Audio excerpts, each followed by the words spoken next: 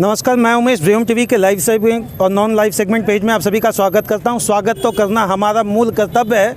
हम पत्रकारों के साथ भी एक समस्या ये है, चाहे अच्छा हो या बुरा दिखाना पड़ता है। लेकिन माननीय विधायक जी अगर एक स्टेप ले रहे हैं तो मुझे लगता है राज्य सरकार की नींद कहीं ना कहीं खुलने की चांस है।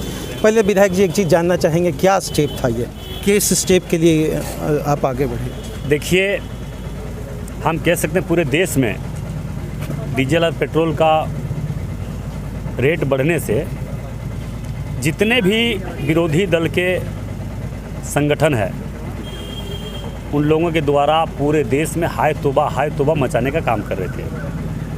पेट्रोल में दाम बढ़ गया, डीजल में दाम बढ़ गया। माननीय नरेंद्र मोदी जी ने देश के जनभावना को देखते हुए उन्होंने अपना काम, देश हित में जो काम होना चाहिए, जनभावना को देखते हुए उन्होंने अपना काम तो कर दिए। डीजल में 10 रुपया, पेट्रोल में 5 रुपया उन्होंने एक्साइज ड्यूटी घटाने का काम किया। मगर अब जवाबदेही राज्य सरकार का भी बनता है। भाजपा शासित राज्य जितने भी हैं हमारे देश में, सब जगहों पर रेट घट चुका है। तो अगला स्टेप क्या होगा? मगर हम कहना चाहेंगे, जिस राज्य में भाजपा शासित राज्य नहीं है, जैसे कि झारखंड, यहाँ पे हेमंत सोरेन जी को राज्य के जनभावना को देखते हुए क्या उनका कर्तव्य नहीं बनता है कि हम भेंट कम करके हम राज्य के जनता को राहत दें? मगर जनता से उसका कोई मतलब ही नहीं है, जनता के जनभावना से कोई मतलब ही नहीं है।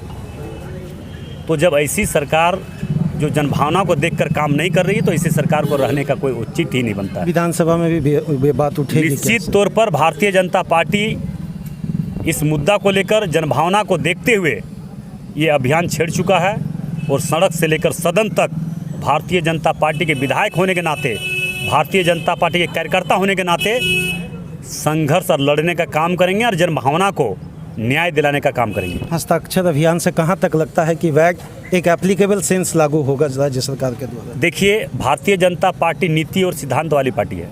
हम सब मिलकर अभी नीचे स्तर से हम लोग इसका आंदोलन को शुरुआत कर रहे हैं। शांतिपूर्ण तरीके से राज्य सरकार को कान खोलने का काम कर रहे हैं, आंख दिखाने का काम कर रहे हैं, आंख खोलने का काम कर रहे हैं।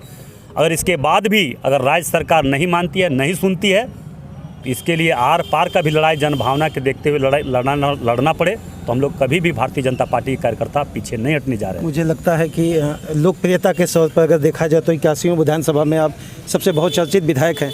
ऐसी स्थिति में लगता है ये आवाज़ वहाँ तक पहुँच पाएगी?